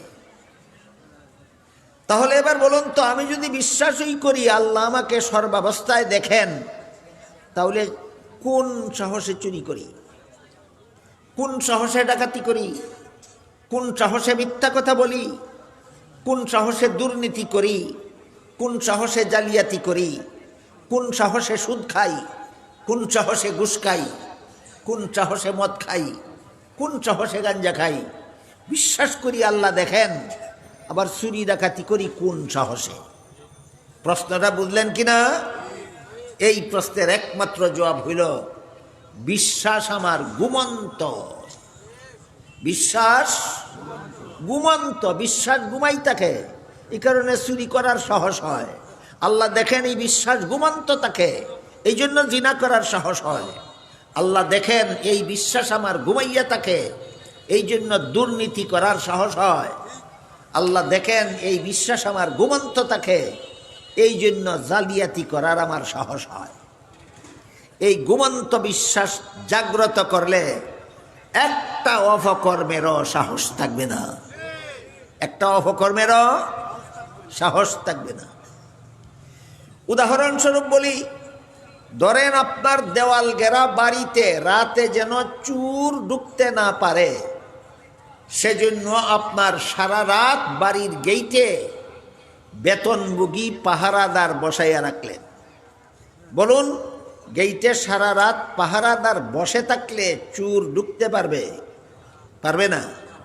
কিন্তু চোর যদি সারা রাত গেইটের সোফায় বসে বসে ঘুমায়, চোর যদি সারা রাত গেইটের সোফায় বসে বসে ঘুমায়, যে চোর ঢুকতে পারবো নি? পারবো নি? পারবো। কেনে? হে ঘুমাই থাকছে। জেলাখান পাহারাদার ঘুমাই থাকলে চোর ঢুকতে কোনো বাধা নাই। ঠিক তেমনি ভাবে আল্লাহ আমাকে দেখেন, এই ইমান ঘুমাইয়া থাকলে এ চুরি ডাকাতি করতে আর কোনো বাধা নাই। আজকে বুঝলেন কি মুসলমান অপকর্ম কেন করে? আল্লাহ দেখেন এই বিশ্বাস তার ঘুমাই থাকে ফারাদারের মতো। এই বিশ্বাস কিতা করে? ঘুমাই থাকে ফারাদারের মতো। এই কারণে বিশ্বাসও করে আল্লাহ দেখেন, আবার সুদও খায়। বিশ্বাসও করে আল্লাহ দেখে, আবার ঘুষও খায়। বিশ্বাস করে আল্লাহ দেখেন মদও খায়। বিশ্বাস করে আল্লাহ দেখেন গাঞ্জাও খায়। কেন? বিশ্বাস তার জাগ্রত না ঘুমন্ত? এবার বলেন, পাহারাদার যদি না ঘুমিয়ে জাগ্রত বসে থাকে, কোনো চোর ঢুকতে পারবে? কোনো চোর ঢুকতে পারবে না। ঠিক তেমনি ভাবে আল্লাহ আমাকে দেখেন, এই বিশ্বাস যদি আমার জাগ্রত থাকে, তাহলে কোনো অপকর্ম আমার দ্বারা সম্ভব হবে না। এর উদাহরণ, হযরত ইউসুফ আলাইহিস সালামের সাথে জিনা করার জন্য জুলাইখা একটা খাস কামরায় নিয়ে গেছিল। রাজকীয়ভাবে সুসজ্জিত ছিল সেই খাস কামরা। কামরার ভিতরে ইউসুফ এবং জুলাইখা ছাড়া দুনিয়ার তৃতীয় কোনো মানুষ ছিল না। ইউসুফ আলাইহিস সালাম কামরায় ঢুকেই দেখলেন কামরার এক পাশে জুলাইখা পর্দা দ্বারা কোনো একটা কিছু ঢেকে রেখেছে। ইউসুফ আলাইহিস সালাম জুলাইখাকে জিজ্ঞাসা করলেন, কামরার এক পাশে পর্দা দিয়ে তুমি কি ঢেকে রেখেছ? জুলাইখা বলে, আমি যেই মূর্তিটার পূজা করি সেই মূর্তিটা ঢেকে রেখেছি। ইউসুফ আলাইহিস সালাম জিজ্ঞাসা করলেন, তুমি তো এটার পূজাই করো, ঢেকে রাখলে কেন? জুলাইখা বলে, এখন আমি তোমার সাথে জিনা করব। যেই মূর্তির পূজা করি তার সামনে জিনা করতে আমার লজ্জা হয়। এই জন্য ডাকিয়া রাখছি, যাতে তোমার সাথে জিনা করার পথে লজ্জা আমার বাধা হইয়া না দাঁড়ায়। ইউসুফ আলাইহিস সালাম জিজ্ঞাসা করলেন, আমার সাথে তুমি জিনা করবে, মূর্তির সামনে জিনা করলে তোমার লজ্জা হয়, এই জন্য ডাকিয়া রাখছো? না ডাকিয়া জিনা করলে দেখবো নি আগে খো। না ডাকিয়া আমার লগে জিনা করলে তোর মূর্তি দেখবো নি আগে খো। আপনারা কি দেখো? জুলাইখায় কয়, না এটারে ডাকলেও দেখে না, না ডাকলেও দেখে। ডাকলেও দেখে না, না ডাকলেও দেখে। তখন ইউসুফ আলাইহিস সালাম বললেন, এটারে তো ডাকলেও দেখে না, না ডাকলেও দেখে না, তে ডাকিয়া কি লাভ হইল? ডাকার কি দরকার ছিল? জুলাইখায় কয়, যদিও আমার মূর্তিরে না ডাকলেও দেখে না, কিন্তু যে কারিগরে মূর্তিটা বানাইছে তার চোখের মধ্যে দেখার ভঙ্গি দিয়া বানাইছে। আমরা সিলেটি ভাষায় হয় যেমন বোঝা যায় সাইতাকছে, যেমন বোঝা যায় সাইতাকছে, এই ভঙ্গিটার কারণেই আমার লজ্জা হয়। ইউসুফ আলাইহিস সালাম বললেন, তোর মূর্তির চোখের মধ্যে শুধু দেখার ভঙ্গি আছে, আসলে দেখে না। এরপরে যদি আমার সাথে জিনা করতে তোর লজ্জা হয়, আমার আল্লাহ যে আসলেই দেখে, সেই আল্লাহর সামনে তোর সাথে জিনা করতে কি আমার লজ্জা হয় না? বলেন, ইউসুফ আলাইহিস সালামের অন্তরে আমার আল্লাহ দেখে এই বিশ্বাস ঘুমন্ত ছিল, জাগ্রত ছিল। আমি আপনাদের কাছে জিজ্ঞাসা করতে চাই, আল্লাহ আমাকে দেখেন, এই বিশ্বাস ঘুমন্ত থাকলে কি হয় আর জাগ্রত থাকলে কি হয়? বিশ্বাস ঘুমন্ত থাকলে মুমিন মুসলমান সকল প্রকার অপকর্মে লিপ্ত হতে পারে।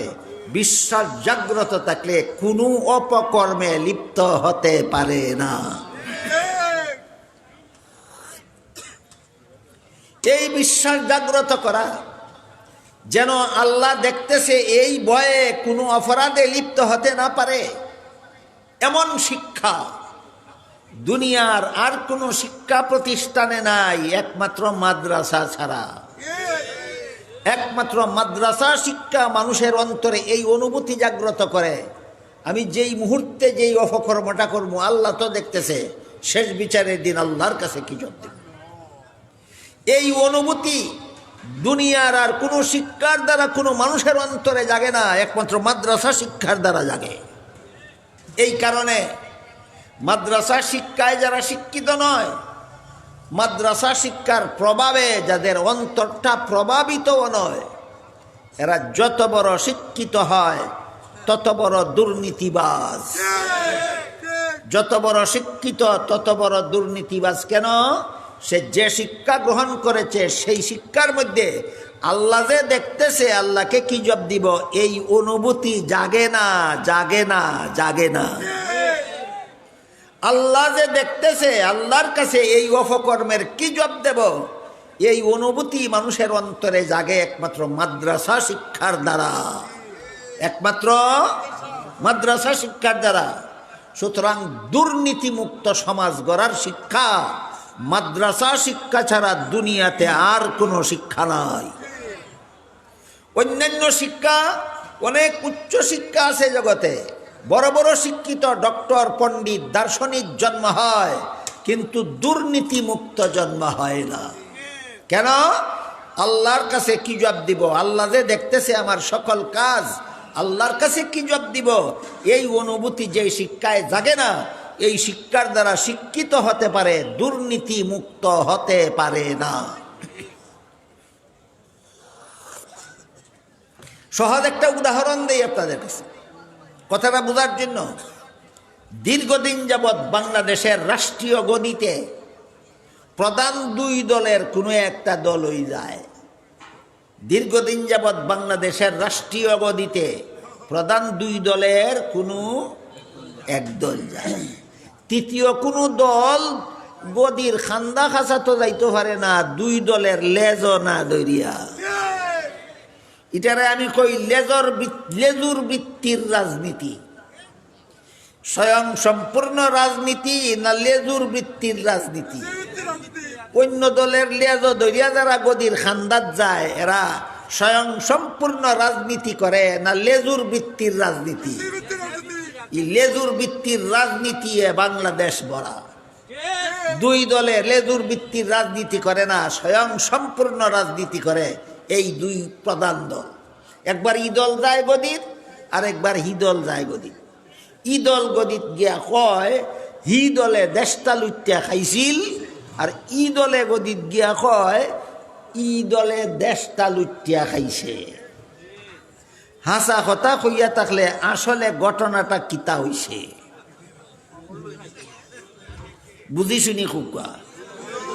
হাসা কইয়া থাকলে কিতা হইছে, লঙ্কা যে ওই গেছে হেওই রাক্ষস হইছে। এখানে এই দুই দলে কোনো শিক্ষিত নাই। লঙ্কা গেলে রাক্ষস হয়। এখানে যে শিক্ষায় শিক্ষিত, এই শিক্ষার দ্বারা আল্লাহর কাছে কি জবাব দিব এই ভয় জাগে না। এই জন্য যত বড় শিক্ষিত হবে গদিতে গেলে তত বড় লুটতরাজ করবে। আমি কি আপনাদেরকে বুঝাতে পারলাম? শিক্ষিতরা গদিত গেলে দেশের সম্পদ লুটিয়া খায়, এখানে আল্লাহর ভয় নাই। শিক্ষিতরা গদিত গেলে দেশের সম্পদ লুটিয়া খায়, এখানে আল্লাহর ভয় নাই। সুতরাং এই সমস্ত শিক্ষা দুর্নীতিমুক্ত দেশ গড়ার শিক্ষা নয়। দুর্নীতিমুক্ত দেশ গড়ার শিক্ষা একমাত্র মাদ্রাসা শিক্ষা। আর যদি আপনারা কেউ হন বলে না হুজুর, এই যে কয় অমুক দলে দেশ লুটিয়া খাইছে, তমুক দলে দেশ লুটিয়া খাইছে, আসলে খাইছে না, এটা মিছা মাতে পলিটিক্যাল পলিসি, পলিটিক্যাল পলিসির কারণে কয় সে ওই দেশ লুটিয়া খাইছে না। তাহলে তো দুনো দলে ওই মিছা কয়। তাইলে তোমরা রাজনীতি মিশার রাজনীতি, হয়তো দুর্নীতির রাজনীতি আর না হয় মিথ্যার রাজনীতি। আপনাদের দেশ এই দুই রকমের অভিশপ্ত রাজনীতির অভিশাপে ধ্বংস। হয়তো দুর্নীতির রাজনীতি এই দেশে চলে, আর না হয় মিথ্যার রাজনীতি চলে। কেন শিক্ষিতরা দুর্নীতির রাজনীতি করে, কেন শিক্ষিতরা মিথ্যার রাজনীতি করে? কারণ তাদের শিক্ষার মধ্যে আল্লাহর কাছে কি জবাব দিব সেই ভয় নাই। এই কারণে মাদ্রাসা শিক্ষার প্রভাবে যাদের অন্তর প্রভাবান্বিত নয়, আল্লাহর কাছে কি জবাব দিব এই ভয় যাদের অন্তরে জাগে না, এরা যত বড় শিক্ষিত হয় তত বড় দুর্নীতিবাজ হতে বাধ্য। এবার মূল কথার দিকে ফিরে যায়। বুঝা থাকলে বলুন, আল্লাহ আমাকে দেখতেছে, এই বিশ্বাস ঘুমন্ত থাকলে অপকর্মের থেকে বিরত থাকা যায় না? জাগ্রত থাকলে এই বিশ্বাসটা জাগ্রত করার একটা ট্রেনিং আছে। এই বিশ্বাসটা জাগ্রত করার একটা ট্রেনিং আছে। এই ট্রেনিংটা গ্রহণ করতে হয় নমাজে। ট্রেনিংটা গ্রহণ করতে হয় নমাজে। এটা শরীরের বাহ্যিক অঙ্গ প্রত্যঙ্গের ট্রেনিং নয়, অন্তরের ট্রেনিং। অন্তরের দ্বারা ট্রেনিং গ্রহণ করতে হয়। এই ট্রেনিং যারা গ্রহণ করবে না, জীবনে কোনোদিন নামাজে আল্লাহর ধ্যানে মগ্ন থাকতে পারবে না। বলেন তো, নামাজে আমরা আল্লাহর ধ্যানে মগ্ন থাকতে পারি না কেন? শয়তানের স্পেশাল বাহিনীর কারণে। ইয়াদ আছে নি? নামাজে আমরা আল্লাহর ধ্যানে মগ্ন থাকতে পারি না কেন? শয়তানের স্পেশাল বাহিনীর কারণে। শয়তানের স্পেশাল বাহিনীর চক্রান্ত থেকে আপনি বেঁচে যাবেন ট্রেনিং ছাড়া সম্ভব নয়। ট্রেনিং ছাড়া সম্ভব নয়। বলেন তো, টেইলারের কাছে ট্রেনিং গ্রহণ না করে কেউ টেইলার হতে পারে? ডাক্তারের কাছে ট্রেনিং গ্রহণ না করে কেউ ডাক্তার হতে পারে? বাবুর্চির কাছে ট্রেনিং গ্রহণ না করে কেউ বাবুর্চি হতে পারে? তাহলে নমাজ, আল্লাহর বিধান মতো নমাজ পড়ার ট্রেনিং গ্রহণ না করে আপনি আল্লাহর বিধান মতো নমাজি হয়ে যাবেন। নমাজটাকে কি বাবুর্চিগিরির থেকে আরো সোজা মনে করলেন? কাজেই আমার নমাজকে আল্লাহর বিধান মতো, আল্লাহর ধ্যানে মগ্ন অবস্থায় নমাজ পড়তে হইলে নমাজে আল্লাহর মনটাকে আল্লাহর ধ্যানে মগ্ন রাখার একটা ট্রেনিং আছে। ওই ট্রেনিং গ্রহণ করতে হবে। ট্রেনিংটা হাত পায়ের দ্বারা গ্রহণ করতে হয় না, গ্রহণ করতে হয় অন্তরের দ্বারা। গ্রহণ করতে হয় কিসের দ্বারা? অন্তরের দ্বারা। বিভিন্ন ট্রেনিং আছে। এক এক শ্রেণীর মানুষের জন্য এক এক রকম ট্রেনিং। আজকের মতো আপনারা আর কয়েক মিনিট কথা শুনলে আমি দুই দল মানুষের জন্য দুইটা ট্রেনিংয়ের কথা বলবো, যে এই ট্রেনিংয়ের কারণে দুই দল মানুষ নমাজে আল্লাহর ধ্যানে মগ্ন হতে পারে। তখন নমাজটা হবে আল্লাহর বিধান মতো, নমাজটা হবে নির্ভেজাল। একদল হলেন আলেমগণ, আর একদল যারা আলেম না। আলেমগণের জন্য আলাদা ট্রেনিং, যারা আলেম না তাদের জন্য আলাদা ট্রেনিং। আলেমগণের জন্য যেই ট্রেনিং সেটা আপনারা পারবেন না, সারা জীবন চেষ্টা করলেও পারবেন না। সে ট্রেনিং শুরুই করতে পারবেন না।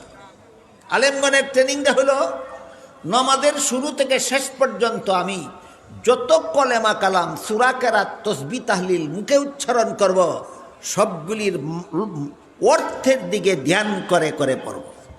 আল্লাহু আকবার বলবো, ধ্যান করব তার অর্থটা কি। সুবহানাকাল্লাহুম্মা ওয়া বিহামদিকা ওয়া তাবারাকা ইসমুকা ওয়া তাআলা জাদ্দুকা ওয়া লা ইলাহা গায়রুকা পড়ব, লক্ষ্য রাখবো তার অর্থটা কি। আলহামদু সূরা পড়ব, লক্ষ্য রাখবো তার অর্থটা কি। আলাম তারা সূরা পড়ব, লক্ষ্য রাখবো তার অর্থটা কি। রুকুর তসবিহ পড়ব, লক্ষ্য রাখবো তার অর্থটা কি। সেজদার তসবিহ পড়ব, লক্ষ্য রাখবো তার অর্থটা কি। বসে আত্তাহিয়াত পড়ব, লক্ষ্য রাখবো তার অর্থটা কি। বসে দুরূদ শরীফ পড়ব, লক্ষ্য রাখবো তার অর্থটা কি। বসে দোয়া মাসুরা পড়ব, লক্ষ্য রাখবো তার অর্থটা কি। আসসালামু আলাইকুম ওয়া রাহমাতুল্লাহ বলে নামাজ থেকে বের হব, লক্ষ্য রাখবো তার অর্থটা কি। এই ট্রেনিংটা আপনারা পারবেন? জি না, কেউ পারবেন না। আপনি কি জানেন সুবহানাকাল্লাহুম্মা অর্থ কি? আপনি কি জানেন ওয়া তাবারাকা ইসমুকা অর্থ কি? অর্থ আপনি লক্ষ্য করবেন কিভাবে? আপনি কিভাবে, আপনি কি জানেন ওয়া তাআলা জাদ্দুকা অর্থ কি? আপনি অর্থের দিকে লক্ষ্য রাখবেন কিভাবে? আপনি কি জানেন লা ইলাহা গায়রুকা অর্থ কি? আপনি কিভাবে লক্ষ্য রাখবেন? মোটেও পারবেন না, মোটেও পারবেন না। কাজে এই ট্রেনিংটা যা কিছু মুখে পড়ব সবগুলির অর্থের দিকে লক্ষ্য রাখব, এই ট্রেনিংটা কার জন্য? আলেমদের জন্য। এটা আপনার কেউ পারবেন না। এবার বলুন, আমি মুখে যখন পড়ি আলহামদুলিল্লাহ রাব্বিল আলামিন, আমি লক্ষ্য রাখবো এর অর্থটা কি, কিসের দ্বারা? অর্থের দিকে লক্ষ্য রাখবো কিসের দ্বারা? অন্তরের দ্বারা। মুখে পড়বো আলহামদুলিল্লাহ রাব্বিল আলামিন, অর্থের দিকে লক্ষ্য রাখবো কিসের দ্বারা? অন্তরের দ্বারা। মুখে পড়বো সুবহান রাব্বিয়াল আযীম, অর্থের দ্বারা, অর্থের দিকে লক্ষ্য রাখবো কিসের দ্বারা? অন্তরের দ্বারা। মুখে পড়ব সুবহান রাব্বিয়াল আলা, অর্থের দিকে লক্ষ্য রাখবো কিসের দ্বারা? অন্তরের দ্বারা। যা কিছু মুখে উচ্চারণ হইতেছে সবগুলির অর্থের দিকে লক্ষ্য থাকবে অন্তরের। এই হইল অন্তরের ট্রেনিং। এই হইল কিসের ট্রেনিং? অন্তরের ট্রেনিং। অন্তরের বিধান পালনের জন্য অন্তরের দ্বারা ট্রেনিং গ্রহণ করতে হয়। এই ট্রেনিং আলেম ছাড়া কেউ পাবেন না। এবার দ্বিতীয় প্রকার ট্রেনিং যারা আলেম নন তাদের জন্য বলি, আপনারা যারা সুবহানাকা অর্থ বুঝেন না, ওয়া তাবারাকা ইসমুকা অর্থ বুঝেন না, ওয়া তাআলা জাদ্দুকা অর্থ বুঝেন না, আত-তাহিয়াতু লিল্লাহি অর্থ বুঝেন না, ওয়াস-সালাতু ওয়াত-তাইয়্যিবাতু অর্থ বুঝেন না, এ আপনাদের জন্য এই নামাজে আল্লাহর জানে মগ্ন হওয়ার ট্রেনিং হলো রাসূল করিম সাল্লাল্লাহু আলাইহি ওয়াসাল্লাম যে বলেছিলেন, ফাইন লাম তাকুন তারাহু ফাইন্নাহু ইয়ারাক। তুমি যখন নামাজে দাঁড়াবার পরে যখন দেখবে মন তোমার ক্ষেত খামারে চলে গেছে, তখন তুমি ধ্যান করো আমার মনটা আল্লাহ দেখতেছে। আবার যখন দেখবে মন তোমার দোকানে ব্যবসা বাণিজ্যে চলে গেছে, ধ্যান করো আল্লাহ আমার অন্তরের অবস্থাটা দেখতেছে। আবার যখন মন তোমার বিদেশে চলে গেছে, ধ্যান করো আমার অন্তরটা আল্লাহ দেখতেছে। এই ধ্যান করার অভ্যাস যখন পরিপূর্ণ হয়ে যাবে, তখন থেকে আপনি নামাজের শুরু থেকে শেষ পর্যন্ত আল্লাহর ধ্যানে মগ্ন অবস্থায় নামাজ আদায় করতে পারবেন। এটা কোন প্রকারের বিধান? যে বিধান অন্তরের দ্বারা পালন করতে হয়। কথাটা বুঝাতে পারলাম? তাহলে কত প্রকার বিধিবিধানের নাম আমাদের পরিপূর্ণ দিন? 3 প্রকার।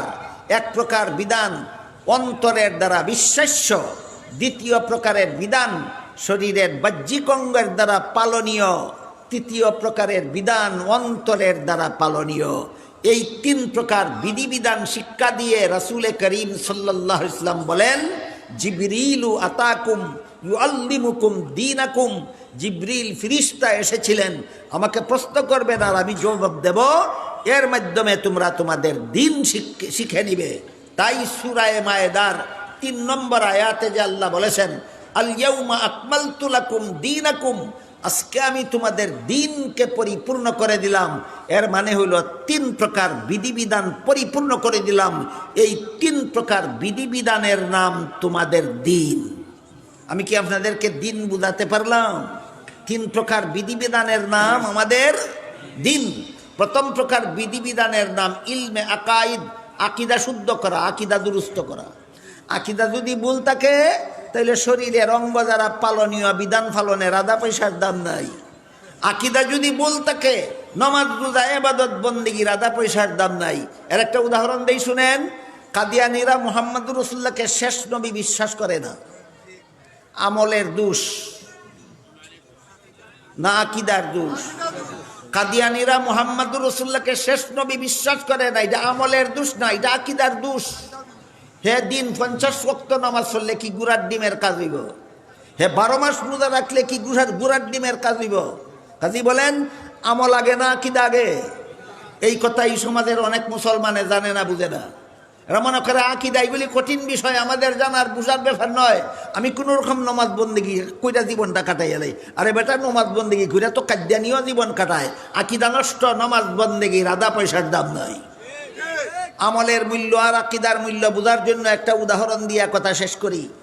1 লেখার ডাইনে শূন্য দিলে 10 হয়, 2 শূন্য দিলে 100 হয়, 3 শূন্য দিলে হয় 1000, 4 শূন্য দিলে হয় 10,000।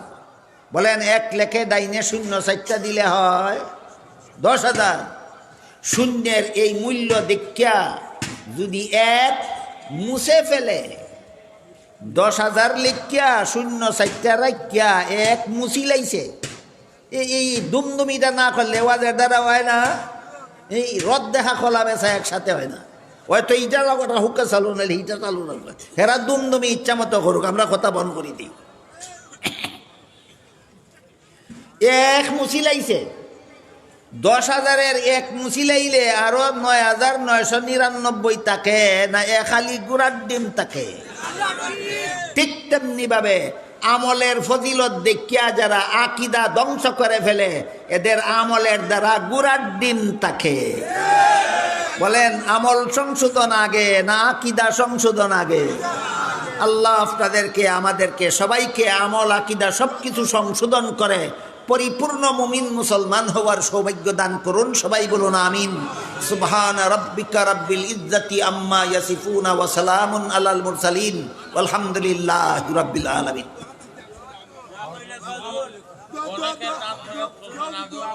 আচ্ছা আচ্ছা ঠিক আছে, দোয়াত যারা শরীক হইবা বউকা, দোয়াত যারা শরীক হইবা বউকা আস্তাগফিরুল্লাহ দুরূদ শরীফ পড়ুকা। আমি খুব মুখতসর দোয়া করে দিব, দোয়ার পরে আমি আর একটা প্রোগ্রামও দিতাম।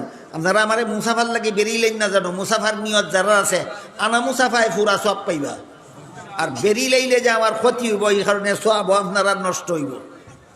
আল্লাহুম্মা সাল্লি আলা সাইয়্যিদিনা ওয়া নাবিয়িনা মাওলানা মুহাম্মদ ওয়া আলা আলিহি ওয়া সাহবিহি ওয়া বারিক ওয়া সাল্লিম কামা তুহিব্বু ওয়া তারদা আদাদা মা তুহিব্বু ওয়া তারদা।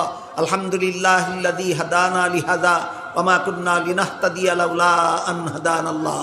রব্বানা যালামনা আনফুসানা ওয়া ইল্লাম তাগফির লানা ওয়া তারহামনা লানাকুনান্না মিনাল খাসিরিন। রব্বানা আতিনা ফিদ দুনিয়া হাসানাতাও ওয়া ফিল আখিরাতি হাসানা ওয়া কিনা আযাবান নার। ইয়া আল্লাহ, এই মুবারক সম্মেলন রে কবুল আর মঞ্জুর করো। ইয়া আল্লাহ, এর উসিলায় আমরার জিন্দেগান রে হেদায়েত করো, সমস্ত মুমিন মুসলমান মুর্দেগান রে নাজাত দান করো। ইয়া আল্লাহ, এখানে কোরআন হাদিস থেকে যা কিছু আলোচনা হইব ইয়া আল্লাহ আমরা রে বুঝার তৌফিক দান করো, আমল করার তৌফিক দান করো। ইয়া আল্লাহ, আমার কাছে যারা যত রকমের দোয়ার দরখাস্ত করছেন প্রত্যেকের নেক দোয়ারে কবুল মঞ্জুর করো। ইয়া আল্লাহ, যারা যত আশা নিয়ে হাত উঠাইছি প্রত্যেকের নেক বাসনারে কবুল আর মঞ্জুর করো। ইয়া আল্লাহ, এই গোলমুখাফান দারুস সুন্নাহ মাদ্রাসারে কবুল মঞ্জুর করো। ইয়া আল্লাহ, মাদ্রাসার সমস্ত জরুরিয়াত পুরা করে দাও, মাদ্রাসারে মঞ্জিলে মকসুদ পর্যন্ত পৌঁছাইয়া দাও। ইয়া আল্লাহ, মাদ্রাসার খেদমতে যারা যতভাবে জড়িত সকলের খেদমতে কবুল মঞ্জুর করো। ইয়া আল্লাহ, মাদ্রাসার সমস্ত ছাত্রদেরকে ভবিষ্যতের ওয়ারাসাতুল আম্বিয়া বানাইয়া দাও।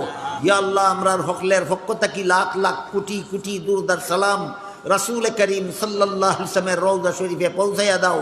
রব্বানা তাকাব্বাল মিন্না ইন্নাকা আনতাস সামিউল আলিম ওয়া তুব আলাইনা ইন্নাকা আনতাত তাওয়াবুর রহিম ওয়া সুবহানা রাব্বিকা রাব্বিল ইজ্জাতি আম্মা ইয়াসিফুন ওয়া সালামুন আলাল মুরসালিন ওয়ালহামদুলিল্লাহি রাব্বিল আলামিন। আমিন বিরহমাতিকা ইয়া